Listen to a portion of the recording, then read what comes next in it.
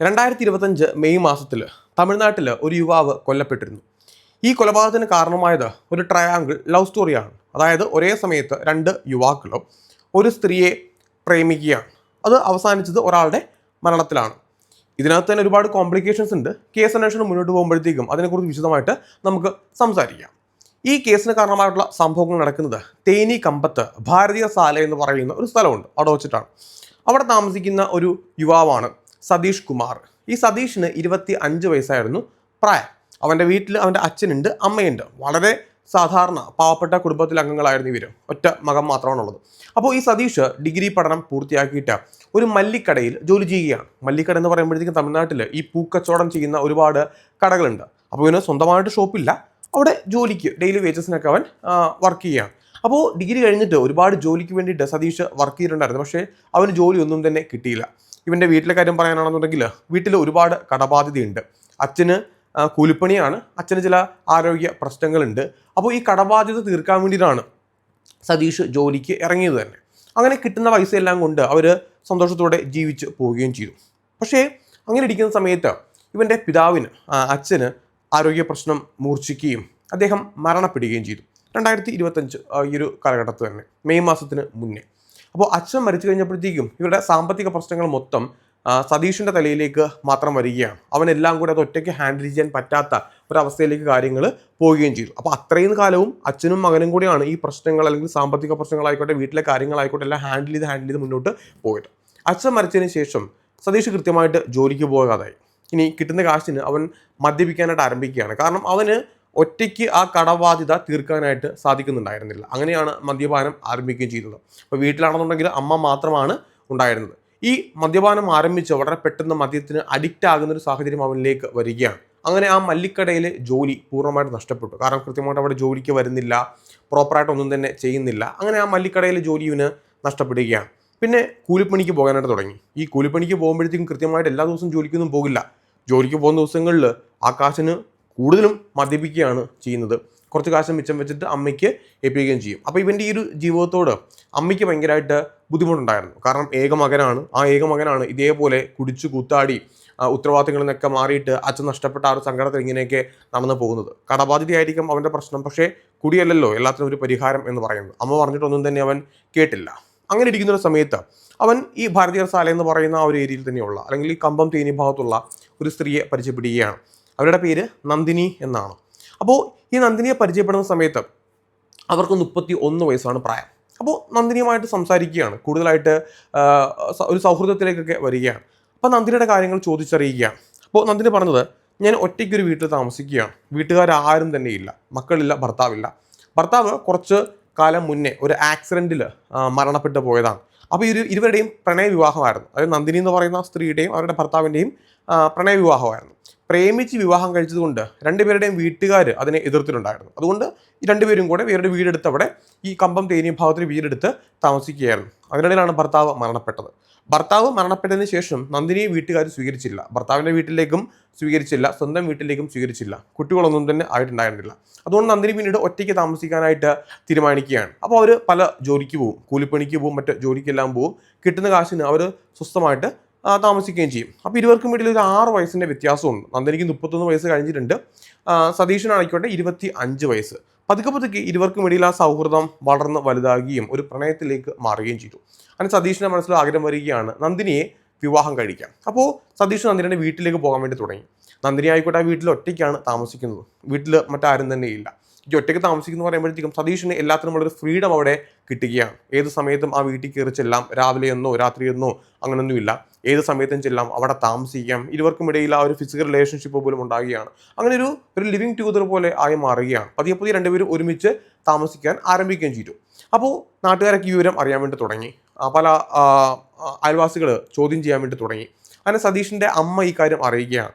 അപ്പോൾ സതീഷ് അമ്മയോട് പറഞ്ഞതാ, ഞാൻ നന്ദിനി വിവാഹം കഴിക്കാനായിട്ട് ആഗ്രഹിക്കുന്നു. ഞങ്ങൾക്കിടയിൽ ഒരു പ്രണയബന്ധമുണ്ട്, വൈകാതെ വിവാഹം കഴിക്കും, ഞങ്ങൾ ഒരുമിച്ച് ഇപ്പോൾ താമസിക്കാൻ വേണ്ടി പോവുകയാണെന്നൊക്കെയാണ്.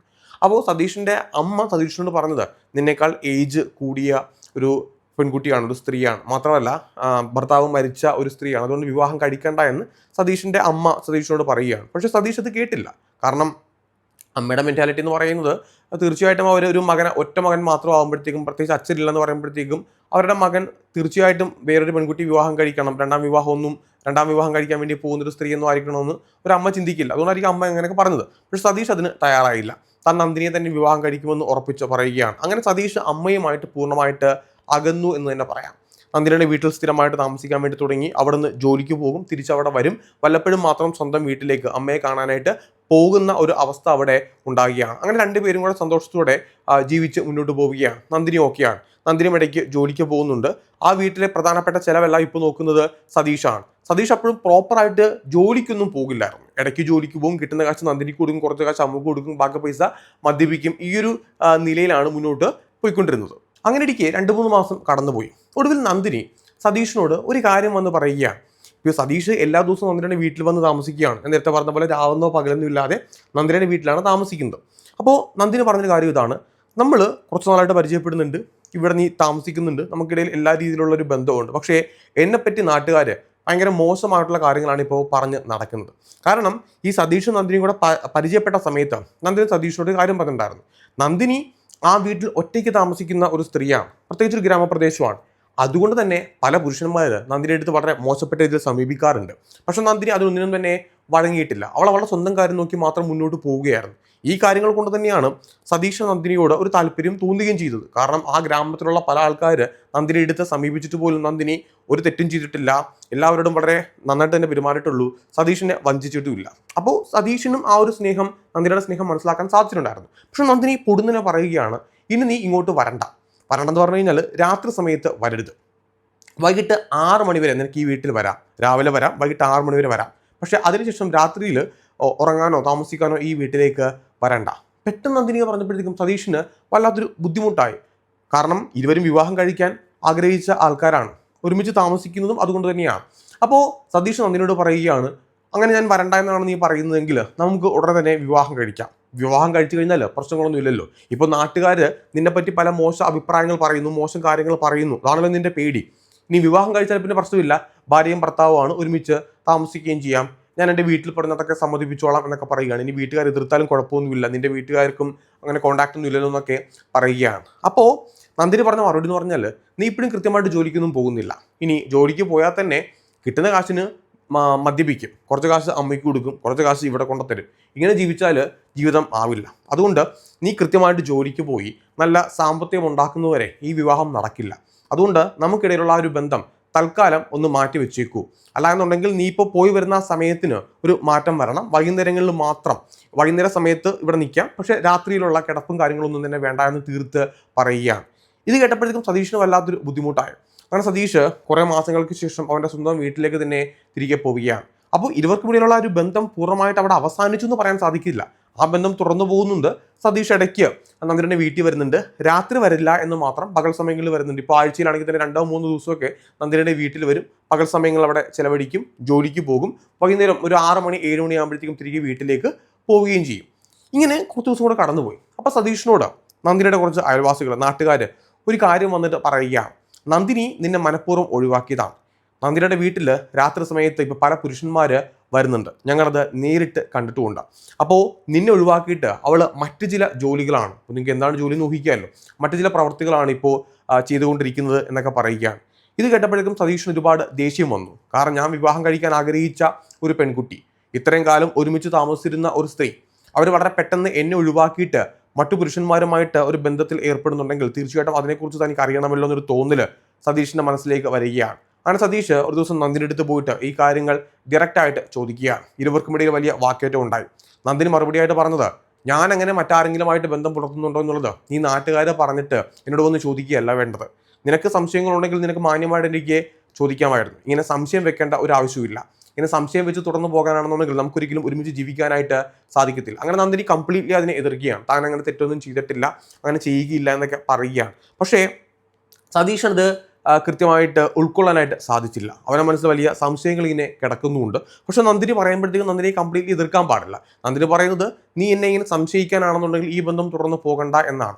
അങ്ങനെ ഏതാണ്ടൊക്കെ അത് കോംപ്രമൈസ് ചെയ്തു. നന്ദിനി പറയുന്ന പോലെ തന്നെ വീണ്ടും കേൾക്കുകയാണ്. വൈകിട്ട് ഒരു 6 മണി 7 മണി വരെ മാത്രം വീട്ടിൽ ചിലവഴിക്കുന്നു, പിന്നീട് തിരികെ പോകുന്നുണ്ട്. അങ്ങനെ ഇരിക്കെ 2025 മെയ് മാസം 18-ാം തീയതി വെളുപ്പിന് ഒരു 4 മണി സമയമായിട്ടുണ്ട്. ഈ 4 മണി സമയത്ത് നന്ദിനിയുടെ അലർച്ച, ഒച്ചത്തിലുള്ള നിലവിളിയാണ് നാട്ടുകാർ കേൾക്കുന്നത്. നന്ദിനിയുടെ നിലവിളി കേട്ടിട്ട് അയൽവാസികളും നാട്ടുകാരൊക്കെ ആ വീട്ടിലേക്ക് ഓടിച്ചെന്നു. അപ്പോൾ അയൽവാസികളും നാട്ടുകാരും ഓടി ആ വീട്ടിലേക്ക് ചെല്ലുന്ന സമയത്ത് അടുക്കള ഭാഗത്തായിട്ട് നന്ദിനി ഇങ്ങനെ ഞെട്ടിത്തിരിച്ച് ഇരിക്കുകയാണ്.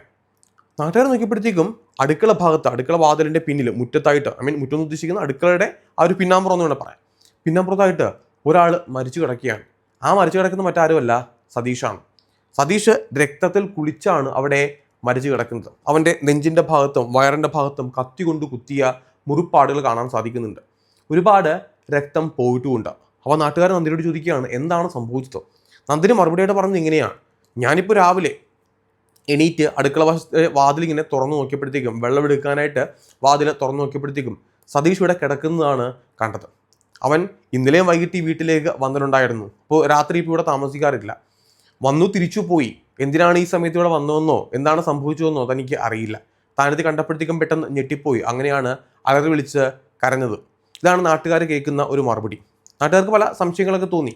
നാട്ടുകാർ വളരെ പെട്ടെന്ന് തന്നെ പോലീസിനെ വിവരമറിയിക്കുകയാണ്. അങ്ങനെ പോലീസ് സംഭവ സ്ഥലത്തേക്ക് എത്തിയിട്ട് അന്വേഷണം ആരംഭിക്കുകയും ചെയ്തു. അപ്പോൾ നാട്ടുകാർക്കിടയിൽ തന്നെ പല പല പല പല കഥകൾ പരക്കാൻ വേണ്ടി തുടങ്ങി. ഒരു കൂട്ടം ആൾക്കാർ പറയുകയാണ്, നന്ദിനിക്ക് വേറെ കാമുകന്മാരുണ്ട്, അതുകൊണ്ട് നന്ദിനി മനഃപൂർവ്വം സതീഷിനെ ഒഴിവാക്കിയതാണ്. അപ്പോൾ കാമുകനും നന്ദിനിയൊക്കെ ചേർന്നുകൊണ്ട് സതീഷിനെ കൊലപ്പെടുത്തിയതാണ്. കൊന്നിട്ട് ആ അടുക്കള ഭാഗത്ത് കൊണ്ട് അവർ ഇട്ടിട്ട് നാട്ടുകാരുടെ മുമ്പിൽ ഒരു നാടകം കളിക്കുന്ന, ഇങ്ങനെയാണ് ഒരു കൂട്ടം ആൾക്കാർ പറയുന്നത്. മറ്റൊരു കൂട്ടം ആൾക്കാർ പറയുന്നത്, നന്ദിനി ഒരിക്കലും ഒരു കൊലപാതകം ഒറ്റയ്ക്ക് ചെയ്യില്ല. കാരണം ഒരു പുരുഷനെ, സതീഷിനെ പോലെ അത്യാവശ്യം നല്ല ബലവാനായിട്ടുള്ള ഒരു യുവാവിനെ ഒറ്റയ്ക്ക് കൊലപ്പെടുത്താനൊന്നും അവൾക്ക് സാധിക്കില്ല. അല്ലെങ്കിൽ ഇപ്പോൾ ഒരു കാമുകനായിട്ട് കൊലപ്പെടുത്തിയെങ്കിൽ തന്നെയും അടുക്കള ഭാഗത്ത് എന്തിനാണ് കൊണ്ട് മൃതശരീരം ഇടുന്നത്, അവരെവിടെയും കൊണ്ട് മറവ് ചെയ്യില്ല. അതുകൊണ്ട് ഒരിക്കലും നന്ദിനി ആയിരിക്കില്ല ഈ കൊലപാതകം ചെയ്തത്. സതീഷ് രാത്രി സമയത്ത് അവിടെ വന്നപ്പോഴത്തേക്കും മറ്റാരെങ്കിലും ആയിരിക്കും ഈ കൊലപാതകം ചെയ്തത്. ഇങ്ങനെ പല കഥകൾ ആ നാട്ടിൽ പരക്കുകയാണ്. അങ്ങനെ ഫോറൻസിക് സംഘവും പോലീസും ആ വീട് മുഴുവൻ പരിശോധിക്കുകയാണ്. അപ്പോൾ ഈ വീട്ടിൽ പരിശോധന നടത്തുമ്പോഴത്തേക്കും എന്തെങ്കിലും തെളിവുകൾ കിട്ടണം. അപ്പോൾ ഈ ഒരു സാഹചര്യം തന്നെ പോലീസിന് ഭയങ്കരമായിട്ട് ബുദ്ധിമുട്ട് തോന്നി. കാരണം നന്ദിനി അറിയാണ്ട് നന്ദിനിയുടെ വീടിൻ്റെ പിൻഭാഗത്ത് ഒരാൾ മരിച്ചു കിടക്കുമെന്ന് പറയുമ്പോഴത്തേക്കും അത് ഉൾക്കൊള്ളാൻ പോലീസിന് പറ്റണമെന്നില്ല. പ്രത്യേകിച്ച് സതീഷിൻ്റെ വീട്ടിലല്ല സതീഷ് കിടക്കുന്നത്. നന്ദിനിയുടെ വീട്ടിൽ സതീഷ് എങ്ങനെ വന്നു, എന്തിനു വന്നു, ഇത് തീർച്ചയായിട്ടും അന്വേഷിക്കേണ്ട ഒരു ചോദ്യമാണ്. അപ്പോൾ നാട്ടുകാർക്കിടയിൽ നിന്ന് സതീഷിനും നന്ദിനിയുമായിട്ടുള്ള ആ ഒരു ബന്ധത്തെക്കുറിച്ച് പോലീസ് അറിയുകയാണ്. അങ്ങനെ പോലീസ് വീടിനകത്തേക്ക് ചെന്ന് പരിശോധിക്കുകയാണ്. അപ്പോൾ വീടിനകത്ത് പരിശോധിച്ചപ്പോഴത്തേക്കും അവിടെ ഒരു കയ്യാങ്കളി നടന്നതിൻ്റെ, അടിപിടി നടന്നതിൻ്റെ ഒരു സൂചന ഒന്നും തന്നെ, സാധനങ്ങൾ അവിടെ അലങ്കോലപ്പെട്ട് കിടക്കുകയോ മാറിക്കിടക്കുകയോ പൊട്ടിക്കിടക്കുകയോ അങ്ങനെ ഒന്നും തന്നെ ചെയ്തിട്ടില്ല. രക്തക്കറകൾ ഒന്നും തന്നെ കാണുന്നില്ല. അപ്പോൾ ഇതിൻ്റെ സാഹചര്യം എന്താണെന്ന് പോലീസിന് അറിയണം. എവിടെ വെച്ചായിരിക്കും ഈ കൊലപാതകം നടന്നത്? ഇപ്പോൾ വീടിനകത്ത് വെച്ചാണ് ഈ കൊലപാതകം നടന്നതെങ്കിൽ തീർച്ചയായിട്ടും തറയിലൊക്കെ രക്തക്കറ വീണതാണ്. പക്ഷേ പോലീസ് നോക്കിയപ്പോഴത്തേക്കും അങ്ങനെ തറഭാഗത്ത് രക്തക്കറ വീണതായിട്ട് പോലീസിന് ആദ്യം മനസ്സിലാക്കാനായിട്ട് സാധിച്ചില്ല. പിന്നീടാണ് ഫോറൻസിക് സംഘമൊക്കെ വന്നിട്ട് പരിശോധന നടത്തുന്നത്. അപ്പോൾ അടുക്കള ഭാഗത്ത് വെച്ചായിരിക്കാം ഈ ഒരു കൊലപാതകം നടന്നിട്ടുള്ളത് എന്ന് പോലീസിന് തോന്നുകയാണ്. പക്ഷേ സതീഷിനെ ആര് എന്തിന് കൊലപ്പെടുത്തണം? സതീഷിനോട് വ്യക്തിവൈരാഗ്യമുള്ള ആരെങ്കിലും ഉണ്ടെങ്കിൽ മാത്രമല്ലേ ഒരു കൊലപാതകത്തിലേക്ക് കാര്യങ്ങൾ പോകേണ്ട ആവശ്യമുള്ളൂ. അപ്പോൾ സാഹചര്യം എന്താണെന്ന് പോലീസ് അന്വേഷിക്കുകയാണ്. നന്ദിനിയുടെ പെരുമാറ്റത്തിൽ പോലീസിന് ആകെ മൊത്തത്തിലൊരു സംശയം തോന്നി. കാരണം ഓവറായിട്ട് ഡ്രാമ കളിക്കുക, പറഞ്ഞ കാര്യങ്ങൾ വീണ്ടും വീണ്ടും റിപ്പീറ്റ് ചെയ്യുക.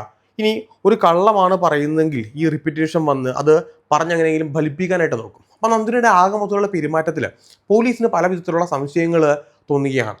നന്ദിനിക്ക് ഈ ഒരു കൊലപാതകത്തിൽ പങ്കുണ്ടോ എന്ന് പോലീസിന് ആദ്യഘട്ടത്തിൽ തന്നെ ഒരു സംശയം തോന്നുകയും ചെയ്തു. അങ്ങനെ പോലീസിന് കാര്യം തീരുമാനിക്കുകയാണ്. എന്തായാലും കൊലപാതകം ചെയ്ത് നന്ദിനിയാണെങ്കിൽ നന്ദിനിക്ക് ഒരു സഹായം ഉണ്ടാവും. ആ സഹായം തീർച്ചയായിട്ടും ആ കൂട്ടത്തിൽ തന്നെ ഉണ്ടാവും. ദൂരെ എവിടെയും പോകാനുള്ള ചാൻസ് ഇല്ല. പ്രത്യേകിച്ച് ഒരു സ്ത്രീക്ക് ഒറ്റയ്ക്ക് അത്യാവശ്യം ആരോഗ്യമുള്ളൊരു പുരുഷനെ കുത്തിക്കൊലപ്പെടുത്തുക എന്ന് പറയുന്നത് പെട്ടെന്ന് നടക്കുന്ന ഒരു കാര്യമല്ല. നന്ദിനിയുടെ ശരീരത്താണെങ്കിലും മുറിപ്പാടോ അങ്ങനെ എന്തെങ്കിലുമൊക്കെ ഉണ്ടാവേണ്ടതാണ്. നന്ദിനിയുടെ ശരീരത്തിൽ അങ്ങനെ മുറിപ്പാടുകളൊന്നുമില്ല. പോലീസ് അത് ഒന്ന് ശ്രദ്ധിക്കുകയും ചെയ്തതാണ്. പോലീസ് നന്ദിനിയോട് ഒരു കാര്യം ചോദിച്ചു. വെളുപ്പിന് 4 മണിക്കാണല്ലോ ഈ ഒരു സംഭവം നന്ദിനി കാണുന്നത്. അപ്പോൾ നന്ദിനി അലറി വിളിച്ച് കരഞ്ഞപ്പോഴത്തേക്കും ഓടി വന്ന അയൽവാസികളാണ്. ആരാണ് ആദ്യം ഇങ്ങോട്ട് വന്നതെന്ന് ചോദിക്കുകയാണ്. അപ്പോൾ പോലീസ് ഈ ഒരു ചോദ്യം ചോദിച്ചപ്പോഴത്തേക്കും നാട്ടുകാർ പല ആൾക്കാർ പലരുടെ പേര് പറയുകയാണ്. ഞാൻ വന്ന സമയത്ത് ഇന്നാലോടെ നിപ്പുണ്ടായിരുന്നു. അപ്പോൾ ഓരോ ആൾക്കാരിലേക്ക് ഒരു ചെയിൻ പോലെ പോവുകയാണ്. അയാൾ പറയുകയാണ്, ഞാൻ വന്ന സമയത്ത് ഇവനുണ്ടായിരുന്നു അവനുണ്ടായിരുന്നു എന്നൊക്കെ പറയുകയാണ്. ഇങ്ങനെ പറഞ്ഞ് ആ ചെയിൻ അവസാനിച്ചത് പ്രഭാകർ എന്ന് പറയുന്ന ഒരാളെടുത്താണ്. ഈ പ്രഭാകർ ഒരു ഓട്ടോറിക്ഷ ഡ്രൈവറാണ്, ആ നാട്ടുകാരനല്ല. അപ്പോൾ ലാസ്റ്റ് പോലീസ് നോക്കിയപ്പോഴത്തേക്കും പ്രഭാകറാണ് ഏറ്റവും ആദ്യം ആ വീട്ടിലുണ്ടായിരുന്നത്. അപ്പോൾ നാട്ടുകാർ ആ വീട്ടിലേക്ക് ഓടിയെത്തപ്പോഴത്തേക്കും പ്രഭാകർ ആ വീട്ടിൽ തന്നെയുണ്ട്. അപ്പോൾ പ്രഭാകരനെ പോലീസ് ചോദ്യം ചെയ്യുകയാണ്. പ്രഭാകരനോട് പോലീസ് ചോദിച്ചു, നിങ്ങൾ ഈ നാട്ടുകാരനല്ല, ഒരു ഓട്ടോറിക്ഷ ഡ്രൈവറാണ്. പ്രഭാകർ എങ്ങനെയാണ് ഈ വീട്ടിലേക്ക് വന്നത്? എന്ന് ചോദിക്കുകയാണ്. അപ്പോൾ പ്രഭാകർ പറയുകയാണ്, ഞാനൊരു ഓട്ടോറിക്ഷ ഡ്രൈവറാണ്. ഞാൻ ഓട്ടം പോകുന്ന സമയത്ത് പെട്ടെന്നൊരു സ്ത്രീയുടെ കരച്ചിൽ കേട്ടു. ആ കരച്ചിൽ കേട്ടപ്പോഴത്തേക്കും ഞാൻ ഇവിടേക്ക് ഓടി വന്നതാണ്. അപ്പോഴാണ് ഈ ഒരു സംഭവം കാണുന്നത്. പിന്നീട് നാട്ടുകാർ എൻ്റെ പുറകെ ഓടി വന്നതാണെന്ന് പ്രഭാകർ പോലീസിനോട് പറയുകയാണ്. ഓക്കെ, അപ്പോൾ നാട്ടുകാർ പോലീസിൻ്റെ അടുത്ത് മറ്റൊരു കാര്യം കൂടെ പറഞ്ഞു. ഈ പ്രഭാകർ ആദ്യമായിട്ടല്ല ഈ വീട്ടിലേക്ക് വരുന്നത്. ഇതിനു മുന്നേ പലതവണ രാത്രി സമയത്ത് പ്രഭാകറിനെ ഈ വീട്ടിൽ കണ്ടിട്ടുണ്ട്. അതിനർത്ഥം പ്രഭാകറും നന്ദിനിയുമായിട്ടൊരു കണക്ഷൻ ഉണ്ടെന്നാണ് എൻ്റെ അർത്ഥം. നാട്ടുകാർ ഇത് പോലീസിൻ്റെ അടുത്ത് പറഞ്ഞ സമയത്ത് പ്രഭാകരനാണെങ്കിൽ ആപ്പാടൊന്ന് ഭയപ്പെടുന്ന അവസ്ഥയിലാണ്. അപ്പോൾ പ്രഭാകരൻ്റെ മൊബൈൽ ഫോൺ പോലീസ് ചെക്ക് ചെയ്യുകയാണ്. അങ്ങനെ ചെക്ക് ചെയ്തപ്പോഴത്തേക്കും നന്ദിനിയുമായിട്ട് ഓൾറെഡി പ്രഭാകറിന് കോൺടാക്റ്റ് ഉണ്ട്. ഒരു തവണയല്ല, പലതവണ. ഈ പറയപ്പെടുന്ന മെയ് 18-ാം തീയതി അല്ലെങ്കിൽ മെയ് 17-ാം തീയതിയൊക്കെ വരെ കോൺടാക്റ്റ് ചെയ്തിട്ടുമുണ്ട്. അപ്പോൾ ഉറപ്പായി പ്രഭാകർ കള്ളത്തരം പറയുകയാണ്. ഇരുവർക്കും ഇടയിൽ ഒരു ബന്ധമുണ്ടെന്ന് അവരുടെ മെസ്സേജിൽ നിന്നും കോളിൽ നിന്നും പോലീസിന് മനസ്സിലാക്കാനായിട്ട് സാധിക്കുകയും ചെയ്തു. അപ്പോൾ പ്രഭാകർ ചുമ്മാ അവിടേക്ക് വന്നതല്ല. പിന്നീട് പോലീസ് ചോദിച്ചു, നിങ്ങൾ ഈ ഓട്ടം പോവുകയാണല്ലോ, അപ്പോൾ ഈ ഓട്ടം പോകുമെന്ന് പറയുമ്പോഴത്തേക്കും നന്ദിനിയുടെ വീടും റോഡുമായിട്ട് ഒരുപാട് ദൂരമുണ്ട്. അപ്പോൾ നന്ദിനി ആ വീട്ടിൽ നിന്ന് ഒച്ചത്തിൽ നിലവിളിച്ചാൽ പോലും റോഡിൽ ഓട്ടം പോകുന്നൊരു വ്യക്തി, റോഡിൽ നിൽക്കുന്നൊരു വ്യക്തിയല്ല, റോഡിലൂടെ ഓട്ടോ ഓടിക്കുന്നൊരു വ്യക്തി ആ കരച്ചിൽ കേട്ട് ആ വീട്ടിലേക്ക് ഓടിയെത്തി എന്ന് പറയുമ്പോഴത്തേക്കും അത് കള്ളത്തരമാണെന്ന് പോലീസിന് ഉറപ്പായിരുന്നു. അപ്പോൾ നിങ്ങൾ ഇവിടെ എന്തിനാണ് വന്നത്, എങ്ങനെയാണ് വന്നതെന്ന് പോലീസ് വീണ്ടും ചോദിക്കുകയാണ്. പ്രഭാകറിന് അതിൽ പിടിച്ചു നിൽക്കാനൊന്നും സാധിച്ചില്ല. ഒരുപാട് കള്ളത്തരങ്ങളൊക്കെ പറഞ്ഞു, അങ്ങോട്ടും ഇങ്ങോട്ടും ഒരുപാട് കള്ളത്തരങ്ങൾ പറഞ്ഞു. ഒടുവിൽ സത്യങ്ങൾ പറയേണ്ട ഒരു സാഹചര്യത്തിലേക്ക് എത്തുകയാണ്. മാത്രമല്ല പോലീസിൻ്റെ ചില ചോദ്യങ്ങൾക്ക് പ്രഭാകറിന് ഉത്തരം ഉണ്ടായിരുന്നില്ല. വെളുപ്പിന് 4 മണി സമയത്ത് ഓട്ടത്തിന് പോയപ്പോഴത്തേക്കും കരച്ചിൽ കണ്ട് ഓടിയെത്തുന്നാണല്ലോ പറഞ്ഞത്. അങ്ങനെയാണെങ്കിൽ ആ സമയത്ത് എവിടേക്കാണ് ഓട്ടം പോയത്, ആരാണ് കൂടെ ഉണ്ടായിരുന്നത്, അല്ലെങ്കിൽ ആരെ പിക്ക് ചെയ്യാനാണ് പോയത്, എന്തിനാണ് പോയത് എന്നൊക്കെ ചോദിക്കുകയാണ്. ആ ചോദ്യങ്ങൾക്ക് തപ്പിയും തടഞ്ഞുമൊക്കെയാണ് പ്രഭാകർ ഉത്തരം പറഞ്ഞത്. അങ്ങനെ ഉറപ്പായും പ്രഭാകർ തന്നെയാണ് നന്ദിനിയുടെ സഹായി. രണ്ടുപേരും ചേർന്നാണ് ഈ കൊലപാതകം ചെയ്തിരിക്കുന്നത്. ഇനി അറിയേണ്ടത് എങ്ങനെ ഈ കൊലപാതകം ചെയ്തു, എന്തിനാണ് ഈ കൊലപാതകം ചെയ്തത്, ഇങ്ങനെയുള്ള കാര്യങ്ങൾ മാത്രമാണ്. അങ്ങനെ പോലീസ് ഉദ്യോഗസ്ഥർ രണ്ടുപേരും വിശദമായിട്ട് ചോദ്യം ചെയ്തു. ഈ ചോദ്യം ചെയ്യലിനൊടുവിൽ നന്ദിനിയും പ്രഭാകറും സത്യം പറഞ്ഞു. അവർ രണ്ടുപേരും ചേർന്ന് തന്നെയാണ് ഈ കൊലപാതകം ചെയ്തിരിക്കുന്നത്, സതീഷിനെ കൊലപ്പെടുത്തിയത്. ഇനി എങ്ങനെ എന്ന് മാത്രം അറിഞ്ഞാൽ മതി. അതിനുള്ള ഉത്തരങ്ങൾ ഇപ്രകാരമായിരുന്നു. ഈ പ്രഭാകർ എന്ന് പറയുന്ന വ്യക്തി, അയാൾ നന്ദിനിയുമായിട്ട് അടുപ്പത്തിലാകുന്നത് സതീഷുമായിട്ട് നന്ദിനി അടുപ്പത്തിലാകുന്നതിന് മുന്നേ തന്നെയാണ്. അതായത് അതിൻ്റെ യഥാർത്ഥ ഒരു സ്റ്റോറി ഇപ്രകാരമാണ്. നന്ദിനിയുടെ ഭർത്താവ് മരണപ്പെട്ടു. നന്ദിനി പിന്നീട് ഒറ്റയ്ക്കാണ് ആ വീട്ടിൽ താമസിച്ചിരുന്നത്. ആ സമയത്ത് നന്ദിനി പലവിധ ജോലിക്ക് പോയിട്ടുണ്ടായിരുന്നു. ഈ ജോലിക്ക് പോകുന്ന സമയത്ത് നന്ദിനി പരിചയപ്പെട്ട, ഇപ്പോൾ ജോലിക്ക് പോകുമ്പോഴത്തേക്ക് ഓട്ടോറിക്ഷയിൽ കയറി പോകേണ്ട സാഹചര്യം ഉണ്ടാകാറുണ്ട്. അങ്ങനെ പരിചയപ്പെട്ട ഒരു വ്യക്തിയാണ്, ഒരു ഓട്ടോറിക്ഷ ഡ്രൈവറാണ് ഈ പ്രഭാകർ. ഈ പ്രഭാകർ നന്ദിനിയുമായിട്ട് ഒരു അഫെയറിലാകുന്നുണ്ട്. അതിൻ്റെ കഥ ഞാൻ പറയാം. ഈ അഫെയറിലാകുന്ന സമയത്ത് പ്രഭാകരൻ്റെ ആവശ്യം എന്ന് പറയുന്നത്, നന്ദിനി ഓൾറെഡി വിവാഹം കഴിഞ്ഞ് ഭർത്താവ് മരിച്ച് വിധവയായിട്ടുള്ള സ്ത്രീയാണ്. അതുകൊണ്ടൊരു ലൈംഗിക ബന്ധത്തിന് മാത്രമാണ് പ്രഭാകരന് താല്പര്യമുണ്ടായിരുന്നത്. പിന്നീടാണ് സതീഷ് എന്ന് പറയുന്ന ആ ഒരു യുവാവുമായിട്ട് നന്ദിനി അടുപ്പത്തിലാവുന്നത്. അപ്പോൾ ഈ സതീഷിന് പ്രഭാകരൻ്റെ കാര്യം അറിയില്ല. പക്ഷേ പ്രഭാകറിന് കൃത്യമായിട്ട് സതീഷിൻ്റെ കാര്യം അറിയാം. അതിനകത്തൊരു പ്രശ്നവും ഉണ്ടായിരുന്നില്ല. എങ്ങനെയാണ് ഈ ഒരു സ്റ്റോറി മുന്നോട്ട് പോയിക്കൊണ്ടിരുന്നത്? നേരത്തെ ഞാൻ പറഞ്ഞ പോലെ ഓട്ടോറിക്ഷയിൽ വെച്ച് രണ്ടുപേർക്കും ഇടയിൽ, പ്രഭാകറിനും നന്ദിനിക്കും ഇടയിൽ ഒരു സൗഹൃദം ഉണ്ടാവുകയാണ്. ആ സൗഹൃദം വളർന്ന് പിന്നീട് പ്രണയത്തിലേക്ക് മാറുകയും ചെയ്തു. അപ്പോൾ ഏറ്റവും ആദ്യം നന്ദിനിയോട് പ്രഭാകർ പറഞ്ഞിരുന്നത്, ഞാൻ നിന്നെ വിവാഹം കഴിച്ചോളാം, നീ ഇപ്പോൾ ഭർത്താവ് മരിച്ച് ഒറ്റയ്ക്ക് താമസിക്കുന്ന ഒരു സ്ത്രീയാണല്ലോ എന്നൊക്കെ പറഞ്ഞുകൊണ്ടാണ് ഇരുവർക്കും ഇടയിൽ ഒരു പ്രണയബന്ധമൊക്കെ ഉണ്ടാകുന്നത്. ആദ്യം സൗഹൃദം മാത്രമായിരുന്നു, പിന്നീടാണ് പ്രണയബന്ധത്തിലേക്ക് മാറുന്നത്. അപ്പോൾ ഈ പ്രഭാകരൻ്റെ മൈൻഡ് എന്ന് പറയുന്നത്, ഒറ്റയ്ക്ക് താമസിക്കുന്ന ഒരു സ്ത്രീ, ആ വീട്ടിലാണെങ്കിൽ ചോദിക്കാനും പറയാനോ ആരുമില്ല. നന്ദിനിയുടെ ഒരു ഫാമിലി സ്റ്റോറി മൊത്തം പ്രഭാകർ അറിഞ്ഞിട്ടുമുണ്ട്. അപ്പോൾ തനിക്ക് ആ വീട്ടിൽ ഫുള്ളായിട്ടൊരു ഫ്രീഡം കിട്ടും, ഇരുവർക്കും ഇടയിലുള്ള ഒരു ബന്ധം നല്ല രീതിയിൽ മുന്നോട്ട് കൊണ്ടുപോകാം. ഈ ഒരു ചിന്ത മാത്രമാണ് പ്രഭാകരൻ്റെ മനസ്സിലേക്ക് വന്നത്. അങ്ങനെ പ്രഭാകർ ആ വീട്ടിൽ വരാൻ വേണ്ടി തുടങ്ങി, നന്ദിനിയുമായിട്ട് ബന്ധം പുലർത്താൻ വേണ്ടി തുടങ്ങി. ഇരുവർക്കും ഇടയിലുള്ള ആ ഒരു ലൈംഗിക ബന്ധം എല്ലാം തന്നെ മുന്നോട്ട് പോകുന്നുമുണ്ട്. പ്രഭാകരൻ്റെ മെയിൻ നീഡ് എന്ന് പറയുന്നത് ഈ ഒരു ഫിസിക്കലി ഉള്ള ആ ഒരു റിലേഷൻഷിപ്പ് മാത്രമായിരുന്നു. അപ്പോൾ പ്രഭാകർ വിവാഹം കഴിച്ചിട്ടില്ല. പ്രഭാകരൻ നന്ദിനിയോട് പറഞ്ഞത്, ഞാൻ നിന്നെ വിവാഹം കഴിച്ചോളാം എന്നാണ്. പക്ഷേ പൊടുന്നനെ പ്രഭാകർ മറ്റൊരു വിവാഹത്തിലേക്ക് പോവുകയായിരുന്നു. നന്ദിനിയോട് പറയുകയാണ്, താൻ മറ്റൊരു വിവാഹം കഴിക്കാൻ വേണ്ടി പോവുകയാണ്, വീട്ടുകാർ അത് എല്ലാം ഉറപ്പിച്ചിട്ടുണ്ട്. അതിന് വിവാഹം എല്ലാം ഉറപ്പിച്ച് വിവാഹം കഴിക്കുന്ന സമയത്ത് മാത്രമാണ് നന്ദിനിയോട് ഈ കാര്യം പറഞ്ഞത്. നന്ദിനിക്കത് ഭയങ്കര ഷോക്കായി പോയി. അങ്ങനെ ആ ഒരു ബന്ധം പൂർണ്ണമായിട്ട് അവസാനിക്കുകയും ചെയ്തു. പ്രഭാകർ വേറൊരു വിവാഹം കഴിച്ച് മാറിപ്പോയി. പ്രഭാകർ മറ്റൊരു വിവാഹം കഴിച്ച് മാറിപ്പോയി 1-2 മാസങ്ങൾ കഴിഞ്ഞിട്ടാണ് നന്ദിനി സതീഷിനെ കാണുന്നതും പരിചയപ്പെടുന്നതും. അങ്ങനെ സതീഷുമായിട്ടൊരു ബന്ധം അവിടെ സ്റ്റാർട്ടാവുകയാണ്. സതീഷിനോട് ബാക്കി എല്ലാ കഥയും പറഞ്ഞു, പക്ഷേ പ്രഭാകരൻ്റെ ഈ ഒരു കഥ മാത്രം പറഞ്ഞില്ല. അങ്ങനെ സതീഷുമായിട്ടുള്ള ബന്ധം മുന്നോട്ട് പോവുകയും സതീഷിനെ വിവാഹം കഴിക്കാൻ നന്ദിനി ആഗ്രഹിക്കുകയും ചെയ്തിട്ടുണ്ടായിരുന്നു. അങ്ങനെ ആ ബന്ധം മുന്നോട്ട് പോയ സമയത്ത് ഈ പ്രഭാകർ വീണ്ടും നന്ദിനിയുടെ ലൈഫിലേക്ക് വരികയാണ്. അപ്പോൾ ഏറ്റവും ആദ്യം പ്രഭാകരൻ നന്ദിനി എതിർത്തു. തനിക്കിപ്പോൾ ഓൾറെഡി സതീഷുമായിട്ടൊരു ബന്ധമുണ്ടെന്നും താൻ വിവാഹം കഴിക്കാൻ വേണ്ടി പോവുകയാണെന്നും നിങ്ങൾ ഓൾറെഡി വിവാഹം കഴിഞ്ഞ ആളല്ലേ എന്നൊക്കെ നന്ദിനി ഈ പ്രഭാകറിൻ്റെ അടുത്ത് പറയുകയാണ്. പക്ഷേ പ്രഭാകർ വീണ്ടും ആ ഒരു പഴയ ബന്ധത്തിന് നിർബന്ധിക്കുകയാണ്. ആദ്യമൊക്കെ എതിർത്തെങ്കിലും വീണ്ടും നന്ദിനി അതിന് തയ്യാറാവുകയും ചെയ്തു. അങ്ങനെ ഒരേ സമയത്ത് സതീഷുമായിട്ടുള്ള ബന്ധം നന്ദിനിക്കുണ്ടായിരുന്ന ആ സമയത്ത് തന്നെ പ്രഭാകറുമായിട്ടുള്ള ബന്ധം തുറന്ന് പോവുകയും ചെയ്തു. ഈ രണ്ട് ബന്ധവും ഒരേ സമയത്ത് തുറന്നു പോയപ്പോഴത്തേക്കും നന്ദിനിക്ക് ഒരാഗ്രഹം ഉണ്ടായിരുന്നു, സതീഷിനെ തന്നെ വിവാഹം കഴിക്കാം, പക്ഷേ ഇപ്പോൾ ആ വിവാഹം വേണ്ട, കുറച്ചു കാലം കൂടെ മുന്നോട്ട് പോയിട്ട് മാത്രം വിവാഹം കഴിച്ചാൽ മതി, തൽക്കാലം രണ്ട് ബന്ധവും ഒരേ സമയത്ത് മുന്നോട്ട് കൊണ്ടുപോകാം. ആ രണ്ട് ബന്ധവും ഒരേ സമയത്ത് മുന്നോട്ട് കൊണ്ടുപോകാൻ വേണ്ടിയിട്ട് സതീഷിനോട് പറഞ്ഞു, ഇനി രാത്രി സമയത്ത് നീ ഇവിടെ വരരുത്, പകൽ സമയത്ത് മാത്രം വന്നാൽ മതി എന്ന് പറയുകയാണ്. കാരണം രാത്രി സമയത്ത് പല ദിവസങ്ങളിലും ഈ പ്രഭാകർ ആ വീട്ടിലേക്ക് നന്ദിനിയെ കാണാൻ വേണ്ടിയിട്ട് വരുമായിരുന്നു. അപ്പോൾ പ്രഭാകറിന് രാത്രി സമയത്ത് അവിടെ നിൽക്കാം, സതീഷ് രാവിലെ സമയത്ത് മാത്രം വന്നാൽ മതി എന്നുള്ള രീതിയിലാണ് നന്ദിനി തീരുമാനങ്ങൾ എടുത്തിരുന്നത്. അങ്ങനെയാണ് സതീഷിനെ ഒഴിവാക്കിയത്. പക്ഷേ പ്രഭാകറിന് സതീഷിൻ്റെ കാര്യങ്ങൾ കൃത്യമായിട്ട് അറിയാമായിരുന്നു. പക്ഷേ അവനതൊരു പ്രശ്നമേ ആയിരുന്നില്ല. കാരണം പ്രഭാകരനെ സംബന്ധിച്ചോളം നന്ദിനിയുമായിട്ടുള്ളൊരു ലൈംഗിക ബന്ധത്തിന് മാത്രമായിരുന്നു ഉദ്ദേശം എന്ന് പറയുന്നത്, അല്ലാണ്ട് വിവാഹം കഴിക്കാനൊന്നും താല്പര്യം ഉണ്ടായിരുന്നില്ല. അത് സതീഷ് മാത്രമാണ് അങ്ങനൊരു ചിന്ത മനസ്സിൽ വെച്ചിരുന്നത്. അങ്ങനെ പതുക്കെ പതുക്കെ മുന്നോട്ട് പോയ സമയത്ത് സതീഷിന് പലവിധ സംശയങ്ങൾ തോന്നുകയാണ്, തന്നെ ഒഴിവാക്കിയിരുന്ന സംശയങ്ങൾ തോന്നുകയാണ്. അങ്ങനെ ഇരിക്കെ സതീഷ് ഒരു കാര്യം തീരുമാനിക്കുകയാണ്, തന്നെ ഒഴിവാക്കുന്നുണ്ടെങ്കിൽ നാട്ടുകാർ പല വിധത്തിലുള്ള സ്റ്റോറി ഇങ്ങനെ കഥകളൊക്കെ പറയുന്നുണ്ടെങ്കിൽ നന്ദിനിക്ക് മറ്റൊരു ബന്ധമുണ്ടെങ്കിൽ ഈ മറ്റു ബന്ധമുണ്ടെന്ന് നാട്ടുകാർ പറയുന്നത് കേൾക്കുന്നുള്ളൂ, അത് മനസ്സിലാക്കാൻ സാധിച്ചിട്ടൊന്നുമില്ല. അപ്പോൾ ഒരു ദിവസം രാത്രി പോയിട്ട് നന്ദിനിയുടെ വീട്ടിൽ പോയി നോക്കാമെന്നിങ്ങനെ തീരുമാനിക്കുകയാണ്. അങ്ങനെ 2025 മെയ് മാസം 17-ാം തീയതി രാത്രി സമയത്ത്, അർദ്ധരാത്രി സമയത്ത് അല്ലെങ്കിൽ 18-ാം തീയതി വെളുപ്പിന സമയത്ത് നന്ദിനിയുടെ വീട്ടിലേക്ക് സതീഷ് ചെല്ലുകയാണ്. അപ്പോൾ ആ ദിവസം രാത്രി ആ വീട്ടിൽ പ്രഭാകർ ഉണ്ടായിരുന്നു. അപ്പോൾ അടുക്കള വശത്തേക്കാണ് ഏറ്റവും ആദ്യം തന്നെ ചെല്ലുന്നത്. അപ്പോൾ അടുക്കള വശത്ത് ചെല്ലുന്ന വാതിൽ കൊട്ടുകയാണ്. വാതിൽ കൊട്ടിയ സമയത്ത് നന്ദിനി വാതിൽ തുറക്കുന്നില്ല. അപ്പോൾ വീട്ടിനകത്ത് ആളുണ്ടെന്ന് ഉറപ്പായി. കുറച്ച് സമയം കഴിഞ്ഞപ്പോഴത്തേക്കും സതീഷിന് മനസ്സിലായി വീട്ടിനകത്ത് ആളുണ്ട്, നന്ദിനി തന്നെ ചതിച്ചുകൊണ്ടിരിക്കുകയാണ്, മറ്റൊരു പുരുഷനാണുള്ളതെന്നൊക്കെ മനസ്സിലായി. കാരണം ആ വീട്ടിൽ വേറെ ആരും വരേണ്ട ആവശ്യമൊന്നുമില്ല. അങ്ങനെ ഒരുപാട് തവണ കഥയിൽ കൊട്ടുകയാണ്. ഒടുവിൽ നന്ദിനിക്ക് മനസ്സിലായി സതീഷ് തന്നെയാണ് പുറത്തുള്ളതെന്നുള്ളത്. അങ്ങനെ വാതിൽ തുറക്കുകയാണ്. വാതിൽ തുറന്നതും സതീഷ് പ്രഭാകരനെ കാണുകയാണ്. അപ്പോൾ സ്വാഭാവികമായിട്ട് നന്ദിനിയുമായിട്ട് വഴക്കുണ്ടാവും, ഇരുവർക്കും വേണ്ടി വാക്കുതർക്കങ്ങൾ ഉണ്ടാവും, അങ്ങോട്ടും ഇങ്ങോട്ടും ഒരുപാട് ആർഗ്യുമെൻറ്റ്സ് ഉണ്ടാവും, വഴക്കും പ്രശ്നങ്ങളൊക്കെ ആയിട്ട് അങ്ങോട്ടും ഇങ്ങോട്ടും സംസാരിക്കുകയാണ്. ആ സംസാരത്തിനിടയിൽ സതീഷ് നന്ദിനിയോട് പറയുകയാണ്, നിങ്ങൾ രണ്ടുപേരും ചേർന്നുകൊണ്ട് തന്നെ ചതിക്കുകയായിരുന്നു, ഞാൻ വിവാഹം കഴിക്കാമെന്ന് പലതവണ പറഞ്ഞതാണ്, പക്ഷേ നീ അതിന് തയ്യാറായില്ല, അപ്പോൾ ഈ ബന്ധം തുറന്നു പോകാൻ വേണ്ടിയിട്ട് നീ എന്നെ ചതിച്ചല്ല എന്നൊക്കെ ചോദിച്ച് വലിയ വലിയ പ്രശ്നങ്ങൾ ഉണ്ടാവുകയാണ്. ഒടുവിൽ ആ ചർച്ചയ്ക്കിടയിൽ അല്ലെങ്കിൽ ആ വഴക്കിനിടയിൽ ആ ഒരു അടിപിടിക്കിടയിൽ ആ പ്രഭാകർ ഓടിപ്പോയിട്ട് അടുക്കള വശത്തുള്ളൊരു കത്തി എടുത്തിട്ട് സതീഷിനെ കുത്തുകയാണ്. സതീഷിൻ്റെ നെഞ്ചിൻ്റെ ഭാഗത്താണ് കുത്തിയത്. പെട്ടെന്ന് തന്നെ നന്ദിനി ആ ഒരു കത്തി വലിച്ചൂരിയിട്ട് വീണ്ടും സതീഷിനെ കുത്തി, വയറിൻ്റെ ഭാഗത്ത് കുത്തി. അങ്ങനെ 2 കുത്താണ് എൻ്റെ ശരീരത്തിൽ വന്നത്. രണ്ടുപേരും ചേർന്നുകൊണ്ട് തന്നെയാണ് ആ കൊലപാതകം ചെയ്തത്.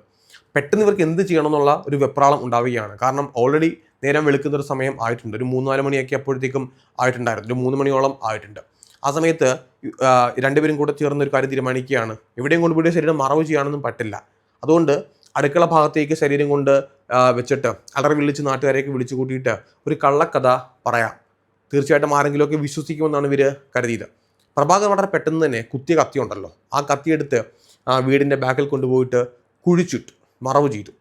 അതുകൂടാതെ ആ അടുക്കള ഭാഗത്ത് രക്തക്കറ ഉണ്ടായിരുന്നു, ആ രക്തക്കറ മുഴുവൻ കഴുകി വൃത്തിയാക്കിയാണ്. അപ്പോൾ വീട്ടിനകത്ത് ചില സാധനങ്ങൾ അങ്ങോട്ടും ഇങ്ങോട്ടും ഈ അടിപിടിക്കിടയിലേക്ക് മാറി കിടപ്പുണ്ടായിരുന്നു, അതെല്ലാം നീറ്റായിട്ട് അവിടെ എടുത്ത് വെക്കുകയാണ്. എന്നിട്ട് വെളുപ്പിന് 4 മണി ആയ സമയത്ത് ഇരുവരും പ്ലാൻ ചെയ്ത പോലെ നന്ദിനി അലറി വിളിച്ച് കരയുകയാണ്. നാട്ടുകാരോട് ഓടിക്കൂടുന്നു. നാട്ടുകാരുടെ മുന്നിൽ രണ്ടുപേരും ഒരു നാടകം കളിക്കുകയാണ്. സതീഷ് അവിടെ മരിച്ചു കിടക്കുകയായിരുന്നു, തങ്ങൾക്കൊന്നും തന്നെ അറിയില്ല, ആരാണ് സതീഷിനെ കൊലപ്പെടുത്തിയെന്ന് ഞങ്ങൾക്ക് അറിയില്ല എന്നൊക്കെ നാടകം പോലെ അവിടെ കളിക്കുകയായിരുന്നു. പോലീസ് കൃത്യമായിട്ടുള്ള എല്ലാ തെളിവോടും കൂടി രണ്ടുപേരുടെയും ഫോൺ ഡീറ്റെയിൽസും കോൾ ഡീറ്റെയിൽസും എല്ലാം കൃത്യമായിട്ടുള്ള തെളിവോടുകൂടി തന്നെ പോലീസിന് കളക്ട് ചെയ്യാൻ സാധിച്ചു. അതുമാത്രമല്ല ഫോറൻസിക് സംഘം എത്തിയപ്പോഴത്തേക്കും അടുക്കളയിലെ ആ രക്തക്കറയുടെ അംശങ്ങളെല്ലാം തന്നെ കിട്ടുകയാണ്.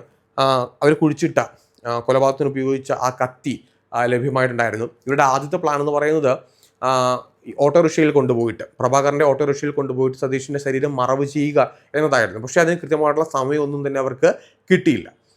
അവർ ആ ഒരു വെപ്രാളത്തിൽ പല കാര്യങ്ങൾ ചെയ്തു, പക്ഷേ അതൊന്നും തന്നെ ഈ കൊലപാതകം മറക്കാൻ പറ്റുന്ന ഒരു കാര്യങ്ങൾ ആയിരുന്നില്ല. എല്ലാ തെളിവോടും കൂടി തന്നെ പോലീസ് രണ്ടുപേരെയും അറസ്റ്റ് ചെയ്യുകയും ചെയ്തു. ഈ കേസുമായിട്ട് ബന്ധപ്പെട്ട് നോക്കുകയാണെന്നുണ്ടെങ്കിൽ ഇവിടെ സതീഷ് എന്ന് പറയുന്ന ആ വ്യക്തി നിരപരാധിയാണ്. അയാൾ പ്രത്യേകിച്ച് തെറ്റുകളൊന്നും തന്നെ ചെയ്തിട്ടില്ല.